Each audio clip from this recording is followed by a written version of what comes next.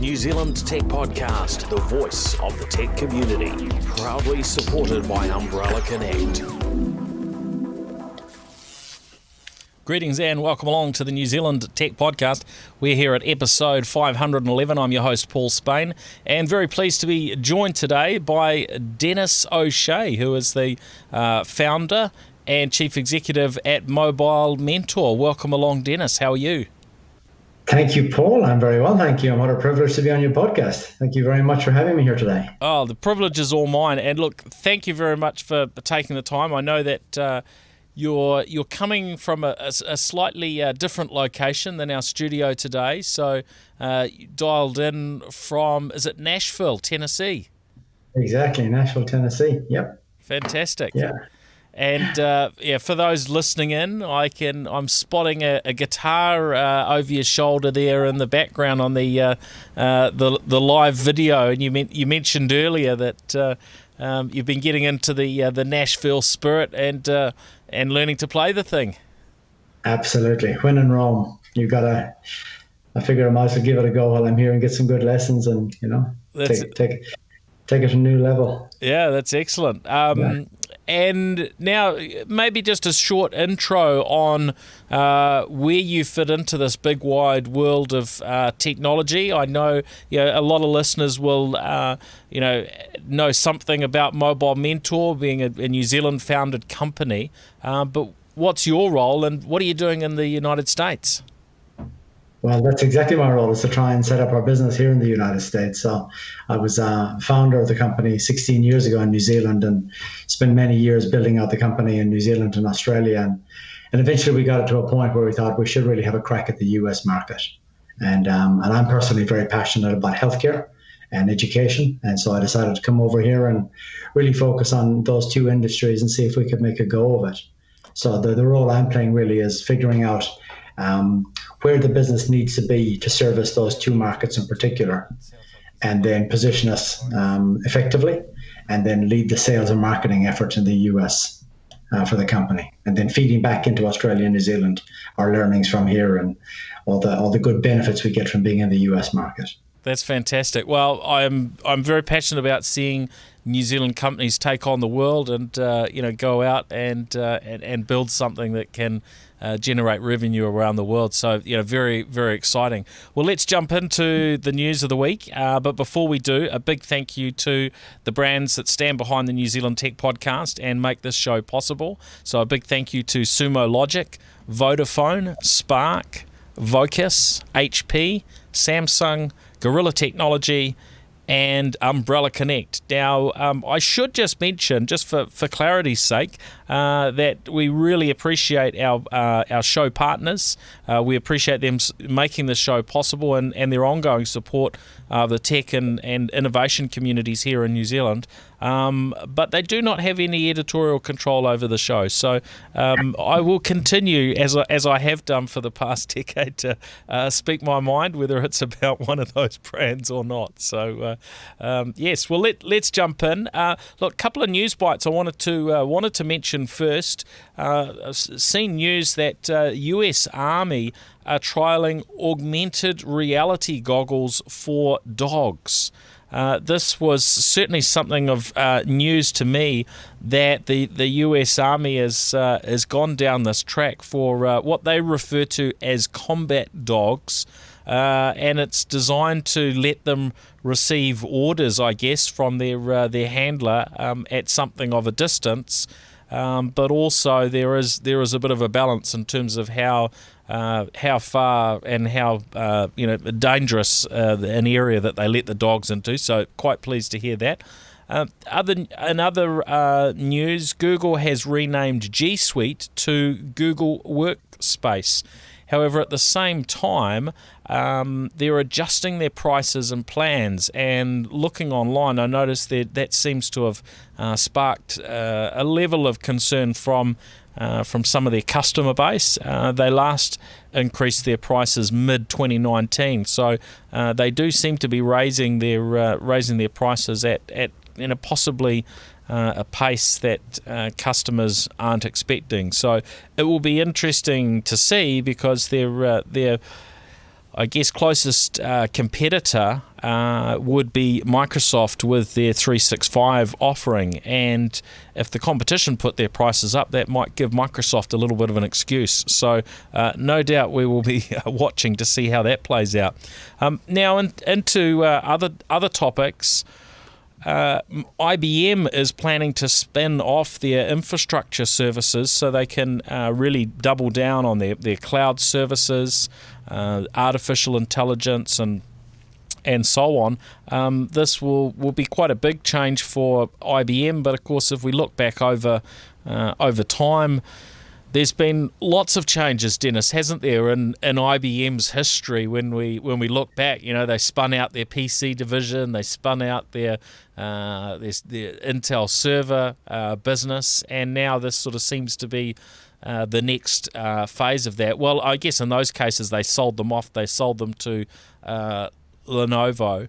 But yeah, this will be a separate business. I think they're saying it's about it would be about $19 billion in terms of annual revenues. So quite an interesting change for IBM and fairly big one in the scheme of things. It is, and I mean, IBM's a remarkably resilient company if you think about where they came from and how they've morphed and changed over the years. And as you said, they've divested and invested in many different businesses. This is a huge play, and I suspect it's largely because they're seeing they're falling behind in some of the cloud service businesses. Microsoft have just done so well in recent years under Satya Nadella, the way they've powered into cloud services. So I suspect IBM are really feeling the pressure in the large enterprise and government market. So, shedding the legacy infrastructure business to free up resources and people to go after the cloud business, it probably makes good sense. But on the other hand, there's probably terrific legacy or sunset business for the company to buy that infrastructure business. There's many, many good years left in that. So, it'll be interesting to see how it shakes out. Yeah, and looking at the numbers, that accounts for about 1/3 of their business from what I can see, or actually maybe a quarter of their business. So the remaining business generates close to $60 billion US in terms of revenue. So yeah, this will be fascinating. They haven't given a new name to this business yet, or filled in all of the details, but it's very much, I guess, part of IBM, or Big Blue, as we've often referred to them in years gone by, for them to continue transitioning and changing and keeping a focus. So yeah, I will look forward to just to see how that plays out and what the impact is here in the New Zealand market. What I think will be really interesting as well, Paul, is if you think back to how IBM got an early start in the AI market with Watson. Yes. And there's so much attention and so much mind share with Watson when it came out first. In relative terms, they seem to have gone quiet in recent years, and their play in AI has not been as strong as others, perhaps. So I suspect what they're trying to do here is get back into AI, which is so important to their future. And get more resources into that space. Revitalize that. Yeah, it certainly makes sense to keep that focus for them. A very different approach to others. I mean, for instance, Microsoft seem to just they acquire things and they add things that they don't often divest of something unless they kill it off entirely. Google, I guess, a little bit different. We have seen, and maybe it's just these things don't make the news, and haven't necessarily noticed them. But I can't think of too many scenarios where Microsoft's actually sold something off. Google have with Boston Dynamics. That was one of their acquisitions, wasn't it? And they sold that off to SoftBank, I think, in Japan. So yeah, sometimes there is a bit of change, but they're much younger companies than IBM. So true. yeah, they're youngsters in the scheme of it in comparison. So, yeah. Now Microsoft have hit the news around their approach to this concept of the hybrid workplace. And they're indicating that they're going to be letting more of their staff work from home permanently. So, a change there that, no doubt has come about in part because of what we've seen and what we've learnt from COVID. In terms of hiring people now, there's changed expectations, and in terms of just delivering, satisfaction to staff generally, part of that puzzle is what does the work from home picture look like, and I certainly know of folks within Microsoft who have worked away from HQ and have worked in varying sort of locations for quite some time. That's certainly been part of their mix. Do you think this will help set more trends in the industry? Because we've certainly seen announcements and news from Google and others as well in terms of remote working. And being US headquartered, of course, the story is somewhat different for such companies than it is for New Zealand companies, right? Yeah, look, I think Microsoft was on this journey for a long time before COVID. So a lot of the people I personally know inside Microsoft rarely ever go into an office. They're working remotely. And what was interesting to me was they rolled out a new office design concept about 3-4 years ago. And the first office in the world to get the full makeover with this new design concept was the Nashville office. And I've been in there a number of times, and it's stunning. It's absolutely stunning. You've got these meeting rooms that have treadmills and big screens, so you can do your Teams calls and while you're doing a workout on the treadmill, and fabulous facilities everywhere. But the amazing thing about the office is that it's always empty. So in spite of being in a prime location, beautiful setup, free parking, cafes and food trucks all around it, there's nobody there. There might be 1 or 2 staff and one lady at reception. And they go in for events or when they have a customer briefing, some kind of an executive briefing or technology briefing. Other than that, most people work from home, or they used to be on planes traveling to see customers, and now they're just at home. And so I think those offices were just grossly underutilized. So I feel like this trend to remote working was happening long before COVID. It obviously got accelerated. And any organization that's fully cloud enabled is already, I think, fully committed to home working. We are, as an organization, we're very small compared to Microsoft, but we've fully adopted paperless, passwordless, modern working, so that we can be anywhere, anytime. And I just think that's the future of people and technology.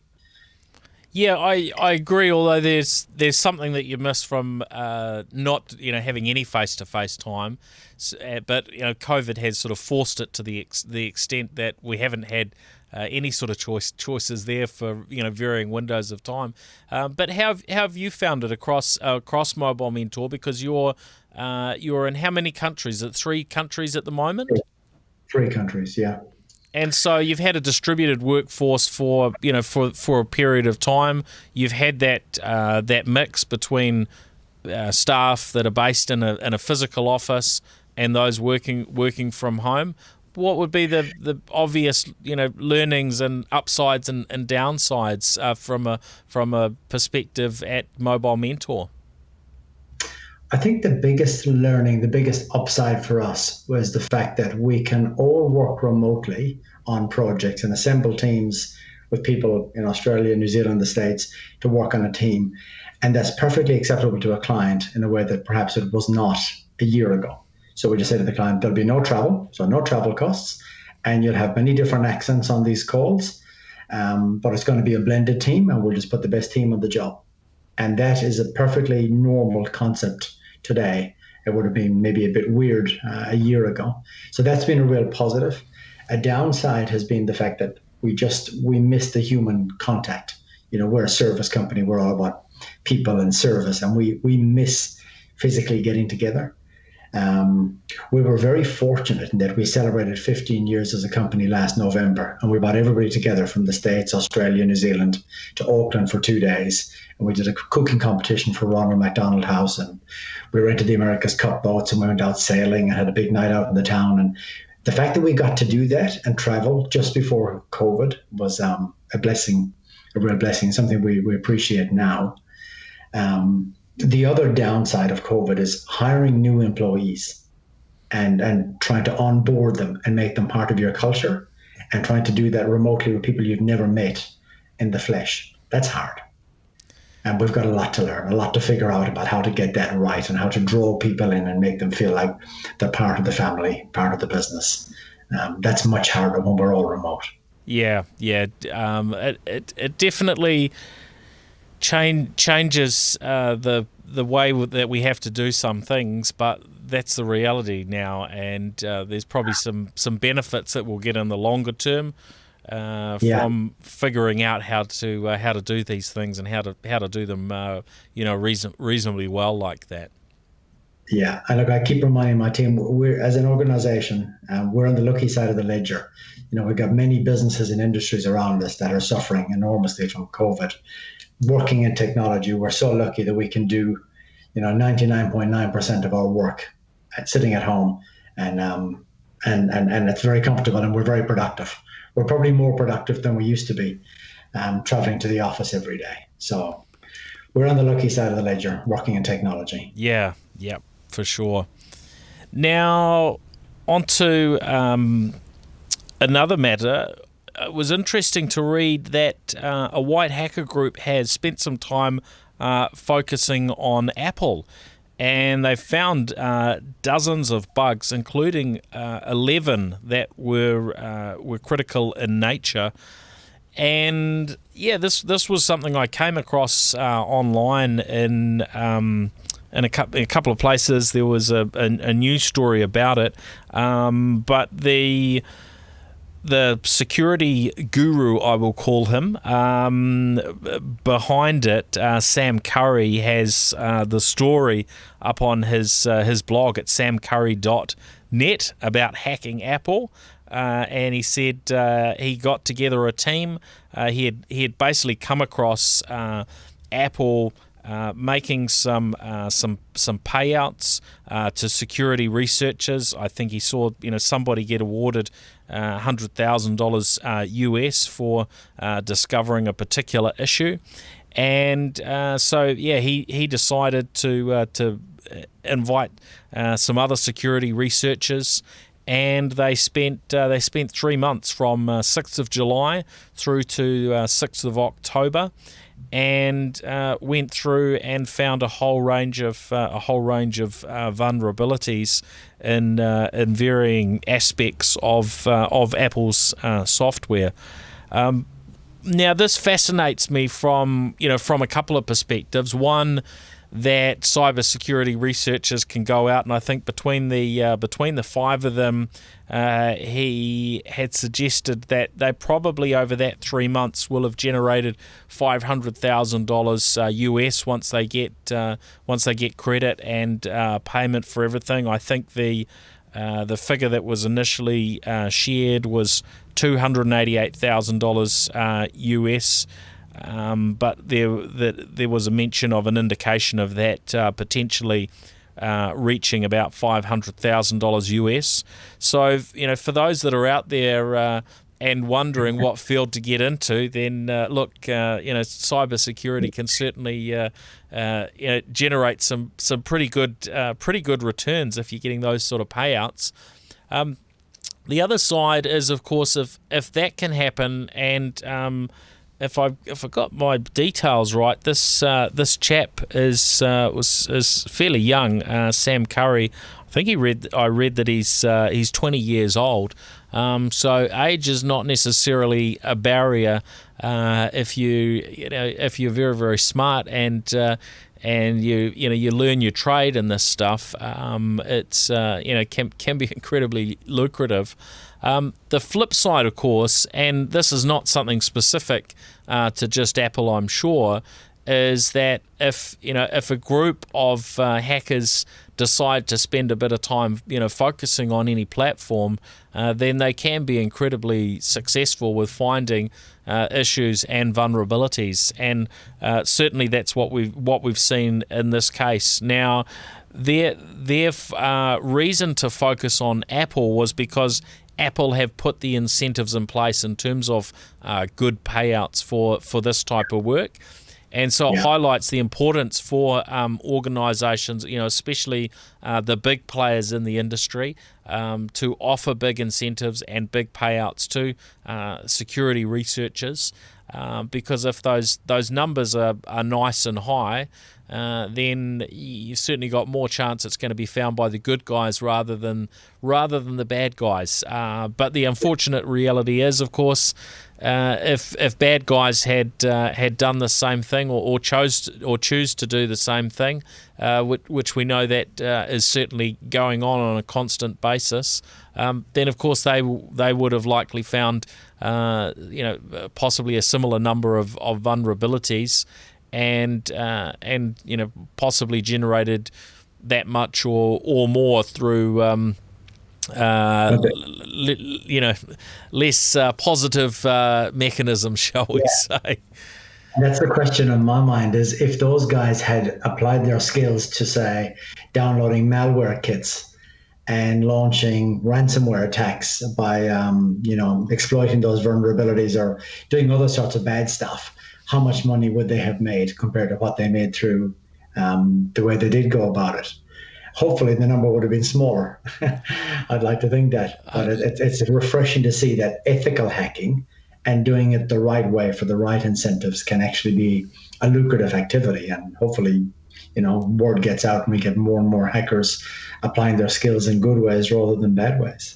Yeah, absolutely. I think very, very pleasing to hear. But the reality is there will be people who are not quite so ethical in terms of their approach, and that will continue, whether it's things that are state sponsored, and we hear about certainly in some locations, and I was reading a news story about North Korea in the last 24 hours, and it seems like they have tremendous challenges there from a poverty perspective and so on. And so when you get those sorts of pressures, you can totally understand why, as a state there, they might be doing some of these things from a hacking perspective to generate revenue to actually feed their people. It's probably quite a different story than it is in a lot of other cases. Not saying that I actually support that, but I'm just saying I can understand it. Measures. Yeah.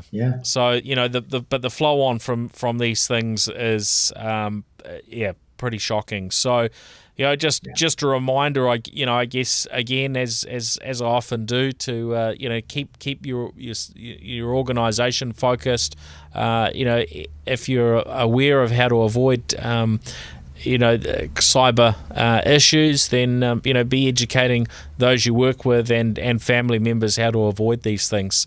I saw yesterday, forwarded through some information on a number of Kiwis who had their LinkedIn accounts compromised, and they were targeting off phishing attacks at other people. And of course, this sort of thing is not good and not helpful. So fortunately, we're slowly getting more educated on these things, but with these vulnerabilities always existing, it'll never be possible to entirely close the door to cybersecurity issues.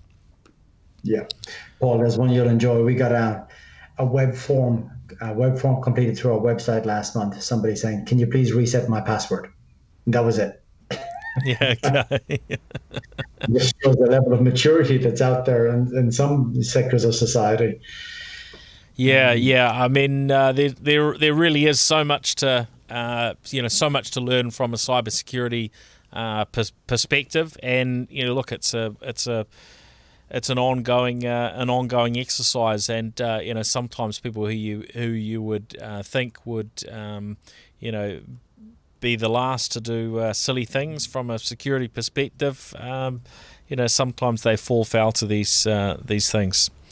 Now, I also found something quite interesting. A new browser for the Chinese market has been launched that basically bypasses China's Great Firewall and provides access to banned services such as YouTube, Twitter, Facebook, and Instagram.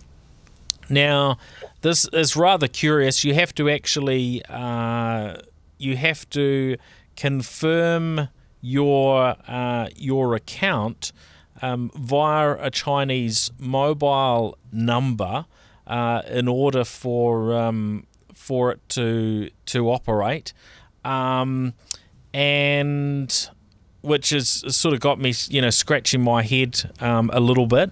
So that's part of the registration process, and it says it's tied to a person's real identity, and there are notes that the platform could suspend users' accounts and share their data with relevant authorities if they actively watch or share content that breaches the Constitution, endangers national security and sovereignty, and a list of other things. So I'm really struggling to get my head around exactly where does this fit? Is this something that in some way the state are involved in, so they can try and catch those who are maybe using these platforms via VPNs and things today, with the process of verifying through a mobile number. Just the dots don't seem to sort of add up particularly well for me. It seems like a very strange scenario, since by using those apps of YouTube, Facebook, Twitter, and Instagram, etc., I think you're probably breaking some rules or laws in China as it is. What do you think about this one? Is it a way of providing a censored peephole from China into the Western world? So giving people an alternative to, say, an anonymous VPN, where they could go off and do what they like and the Chinese authorities have no visibility. Is this a way of saying you're allowed to have some visibility of and some access to Western apps, but we're going to anchor that in your mobile, using your mobile number, and have some visibility about what you're doing, and maybe if you behave well, we'll give you increased privileges over time, or if you don't behave well, we'll choke off your access. Right. Yeah, that's interesting, isn't it? Because it said that the YouTube through this browser queries for politically sensitive keywords, people searching for Tiananmen Square and other things weren't actually getting any results. So it's fascinating. So what about if you're lost in downtown Beijing and you need to get to Tiananmen Square and you want to type that into the your navigator or whatever? Yeah, you might be out of luck. I did find that Google Maps didn't seem to be necessarily perfectly accurate in China last time I was there. So I guess maybe you need to use a Chinese app. So. Yeah, this would be an interesting one to follow. The app is called Tuba. So, fascinating. So maybe a way of thinking about it, Paul, is it maybe some form of parental control that's being applied to your browsing and your social media experience. Yeah. I'm not sure I would want that, but such are the freedoms of living in a democratic country. Now, onto some New Zealand things. So, a company who we've talked about here on New Zealand Tech Podcast in the past, they started out as My Bitcoin Saver about 6 years ago, back in 2014. They rebranded to Vimba as they moved outside of the New Zealand market. But basically, I think they were probably the first or one of the first companies in New Zealand that would allow you to take a New Zealand dollar, deposit it into their account, and they would convert it into Bitcoin for you. And part of the way that they got through this with the banks was by working with smaller transaction sizes. So rather than a big purchase of Bitcoin that, often people might want to buy thousands of dollars worth of Bitcoin at one time or more, they worked on this idea of that you were basically drip feeding and maybe putting $50 of Bitcoin into your account on a weekly basis. And look, it was a reasonably smart move, and those who got in, right at the beginning in 2014, if you have a look back over Bitcoin prices, you probably would have done okay. But they expanded out internationally, and UK was a huge focus for them. And the European Union, but they've announced they're shutting down. I believe it's just this week that they're shutting down. They indicate the reason for this is that we were unable to raise the capital that we need to continue our mission to build Bitcoin financial services. So it doesn't give away too much. They were, working on, what sounded like some pretty interesting and innovative offerings. And my understanding was they had quite a reasonable customer base, and of course they'd be clipping the ticket on all of those transactions along the way. And I guess there's a degree to which new investment services have come into the market, especially here in New Zealand this year. But I wouldn't have thought that they would have had a huge drop off. So yeah, very very. Interesting to see that come to an end, and I think in some ways it's sad, but I guess we'll have to wait and see what the team come up with and what they move on to next, and maybe they've got some interesting opportunities on the table. Yeah, well, that's often how it happens. The first venture, generates a whole bunch of scars and experience, and then the second venture can be a huge success. Yeah. Best of luck to the team. Yep. So we'll look forward to hearing about that. I think we've had it's Sam Blackmore as the CEO and founder, and he's certainly been here in the studio in the past. So we'll look forward to hearing a little bit more on that. The other thing from a local perspective is that New Zealand government have come out and issued an official statement in regards to challenges with end-to-end encryption from their perspective versus, I guess you would say, public safety, and this is something where New Zealand government, of course, is part of the Five Eyes network, and very much have that alignment. So this statement that's come out has Andrew Little's name on it, and basically highlighting that that the role of encryption is something that generally that they support, but they're saying that they don't support the challenges of certain content not being able to be accessed by authorities because that those communications, for instance, are encrypted, and so they mention things such as sexually exploited children, and so we know that these channels get used in a way to pass around things that we wouldn't really like to see happening, and of course something I guess many of us are familiar with is that in years gone by, and even to this day, and I guess this is part of your world, Denis, certainly in years gone by, and I used to work for Nokia, is that authorities have had that access to be able to listen in on phone calls and look at text messages if there was a search warrant in place. Of course, when you've got full end-to-end encryption, that sort of thing stops. but it's also a can of worms if you open this up and say that authorities can get in and start looking at it. It's an extremely difficult issue, extremely difficult. And what's been interesting in recent years is watching the way Tim Cook has threaded the needle on this, where Apple has been, come under huge pressure. Yes. To disclose some customers' data, and the way they've tried to navigate this has been very interesting to watch them. And it'll be exactly the same for governments. And of course, the challenge is, if you open the back door, how do you prevent that back door being exploited at some point?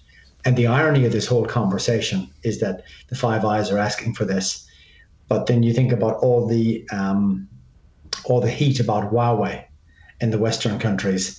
It's exactly because there are fears, there are backdoors being exploited by the Chinese government, and there are intercepts and eavesdropping mechanisms in place. So ironic that those countries want Huawei out of the way to remove that risk, and yet the same countries are asking for backdoors to other technologies to give them privileged access to some information. So it's a very tricky issue. I don't have a dog in the fight, but I can just appreciate how difficult this must be for politicians and people making these decisions. I don't envy them. Yeah, look, I don't think anyone's got any easy answers on it at all, and I'm not quite sure where it will land. I mean, we've certainly gone in that direction of end-to-end encryption, and if that's done properly, yes, it means that there's a lot of information that in the past authorities could get access to solve and to stop crimes happening. And in many cases, that is now off the table. Interesting, we had a story some months ago of I think it was a French or certainly a European-based entity that was selling these encrypted phones that would do encrypted calls from end to end and encrypted messaging, and basically they were very, very big within the criminal underworld. And the whole system managed to get compromised, and so the authorities were able to listen in on these communications and solve a whole raft of crimes, because so many criminals were trusting this technology, which actually they shouldn't have been. And that's one of the aspects of encryption is, look, if it's not actually set up how you might think it should be, then that's not going to work out too well. And that was one of the turning points in the Second World War, when the British cracked the Enigma code. The Germans didn't know they did, but they were able to listen in and understand what was happening with the U-boat attacks. But when you think about where does encryption stop? I mean, the device you've got in your hands there, Paul, has got a TPM chip. It's an encrypted device. And so most of the technology we're using and buying nowadays is encrypted. Most of the social media tools we use are encrypted. Most of the communication challenges we use are encrypted. If you start cracking this open and insisting on backdoors to some encryption, where do you stop? It's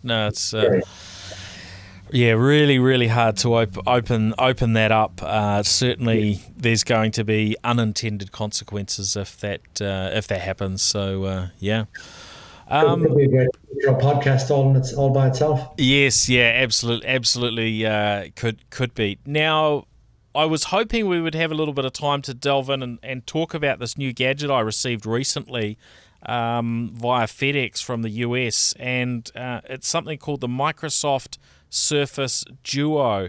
Now, in the early days of this show, we used to talk about some devices from Microsoft, something called Windows Phone. The Surface Duo it just sort of fascinated me in terms of what are Microsoft doing, launching back into phones after such incredible failure in years gone by. And they've tried, they've done acquisitions of multiple companies in phones, and none of that's worked for them. And yet they're having another go with the Surface Duo. It's been I would say slated a fair degree in reviews so far. We're just not going to have time to really delve into it today because I want to hear, Denis, from you a little bit about Mobile Mentor. So we're going to save that up for a future episode. If anyone has any particular questions about it, if you're curious, I've not come across anybody else in New Zealand that has one of these yet. I'm sure there probably are one or two others that have done what we do here on the New Zealand Tech Podcast and have gone out and acquired one. But that's part of the history of this show. When there's something that we think is really interesting in terms of a technology, but hasn't been launched in the New Zealand market, then we tend to try and get our hands on it and share some of that, as we've done with products from Apple and Microsoft and Amazon and others in the past, ahead of them maybe launching in the New Zealand market or maybe not. So we'll come back to that one.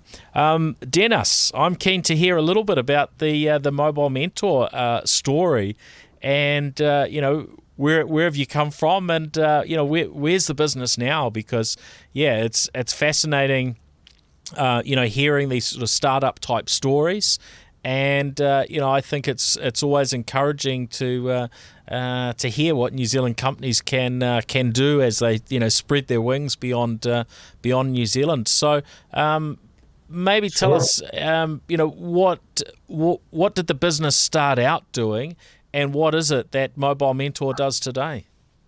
Sure. Well, we're still a startup. We're a 16-year-old startup is how one of our advisory board members describes us. So we started out providing a service we called mentoring. So that device you just had in your hand, that Surface Duo device, was a good example. It's a new piece of technology in the market. And when we started, people were buying Nokia smartphones and then BlackBerry smartphones, and setting them up was actually very complex back then.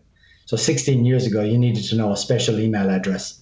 You needed a special server address. You needed a special cable to sync your phone with your laptop. And it was all very messy. So we provided a 1-hour service to somebody like yourself to sync it, get everything working, get your email working, get all your contacts working. And we provided that service extensively across New Zealand in partnership with Vodafone. And then we got into Brazil and then Australia and China. And we eventually provided that service, that one-to-one mentoring service, to 1 million people. Wow. To help them get their smartphone working well, make them productive, and just get them going on this mobile journey. And of course, mobile devices got bigger, and the laptop you've got in your hand right now is a mobile device. So the devices we're serving nowadays are mainly laptops, but also tablets and also smartphones. And we're not doing that mentoring anymore. That stopped around 2008, I want to say, or 2009, where we got into security for those devices, and then helping people find the right balance between security and productivity. Because as you can imagine, if you allow the geeks to apply all the security they possibly could to your device, it's going to be virtually unusable. Just because you could have 450 policies applied to a device doesn't mean you should. So it's all about getting the right balance between. It's always a balance, isn't it, with security? Yeah. Absolutely. Yeah, right.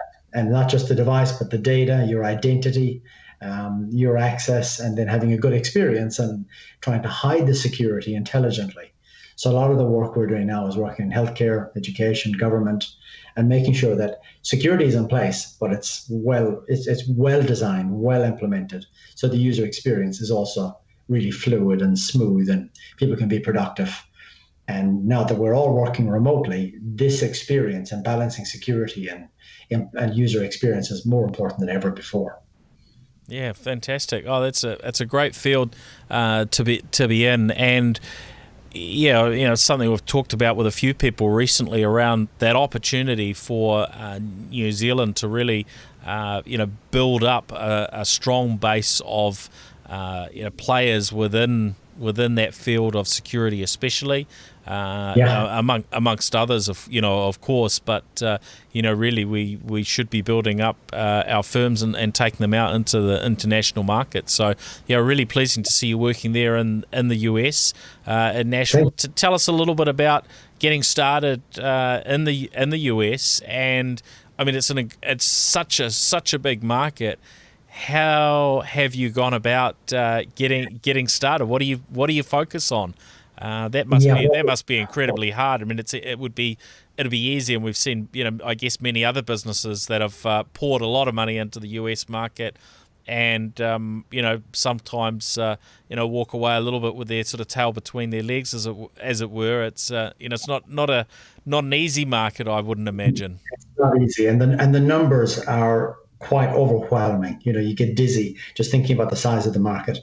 What we did, we were very passionate. I'm very passionate about healthcare, and we're strong in healthcare. And that was a lot of our business in New Zealand.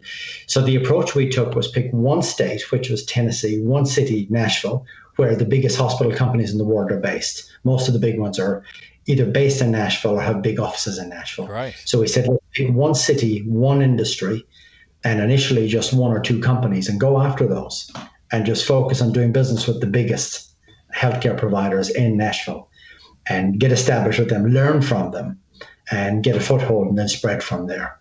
And that's been the strategy. And also working with partners, we had a strategy called 1+1. So find one person who likes us, work with that person, do good work, get a referral or an introduction to one other, and step and repeat. So just 1+1. So taking it slow, building it out organically, not trying to get hockey stick growth, and just building a reputation at a modest pace. Yeah. So that's been our strategy. Yeah, that's great. And are you happy with how it's going? I guess there's always ambition for more, right? Yes, there is. Look, we've got a good start in healthcare. We've also got a good start in education. We found some really fabulous clients who really needed help when COVID started, when all the faculty, staff, and students had to work remotely. They needed a lot of help setting up all their laptops and devices. So we got some good wins there. And just today, we got our first major win with a major U.S. government department, part of the Department of Homeland Security. So a major win in the government sector, and that's a first for us. So it'll take a while to work through that project and get out the other side of it, because government just moves a bit slower. But essentially, it will take many years to build the kind of presence in that market, because it's just so huge. But I'm patient, we're patient, and one customer at a time, one step at a time, and we believe we'll eventually get there. Yeah. Oh, that's great. Really interesting to hear about Mobile Mentor, Denis. Thanks for sharing that with us. Anything else that you wanted to add before we finish up on the podcast today? Well, the one thing that struck me, I'm watching you sitting there with your Surface laptop, and one thing that's become really obvious to us in recent times is the way that companies used to manage their smartphones in the past is now the same as how you're able to manage Surface machines and other laptops. So if you think about the life of a smartphone in a company, the IT team never touches it. It gets purchased, it gets shipped to the user, it gets configured over the air, software gets updated over the air, it gets to end of life, and it gets reset and given to somebody else. Now we can do exactly the same with laptops, which is really exciting, especially for people working remotely and not having to go into the office and configure laptops the old way we used to, and then bring them back in to get a software update and bring them back in at the end of life to rebuild them and reconfigure them. We can do all that remotely, just like a smartphone. So we're seeing this really exciting convergence of laptops, desktops, tablets, smartphones into this one end-to-end seamless experience, which makes life very interesting for us and for a lot of the IT folks we deal with. Yeah. I mean, certainly it's part of that, continuing evolvement of technology and technology management, and there are a whole raft of new mechanisms, and I'm sure that will continue. That allows certain things to be automated, certain things to be managed remotely, and as you say, totally possible to do a pretty broad range of things now without physically touching a device, and it's pretty cool. And it couldn't come at a better time. Everyone's looking for ways to save money right now and get a bit more automation and do more work remotely and give their employees a great experience working remotely. So timing's good for some of these innovations to take hold. Yeah. Oh, that's great. Well, thank you very much, Denis, for joining the show. And a huge thank you again to our show partners for supporting the New Zealand Tech Podcast. Now, Denis, if anyone is wanting to get in touch, what's the best way to reach out? Probably LinkedIn, Denis O'Shea. I'm LinkedIn, Denis with one N. That's probably the easiest way to reach me, or Denis@mobile-mentor.com. Okay, that's great. Well, thanks everybody for listening. You can, of course, track down our videos. So I know that the very large majority of our audience listens in via the audio podcast, but if you'd like to catch our videos, then you can look up those on YouTube, Facebook, and LinkedIn, and probably Twitter and Periscope as well. And you're certainly welcome to follow us on those social channels and to get in touch if you've got any questions or suggestions for topics or guests for the New Zealand Tech Podcast. And you can reach me directly if you'd like to get hold of me on email, paul.spain@gorillahq.com. All right, thanks everyone. We'll catch you again on the next episode. And thank you, Denis, for joining the show. Cool. Really enjoyed it. Thank you. Thank you. New Zealand Tech Podcast, the voice of the tech community, proudly supported by Umbrella Connect.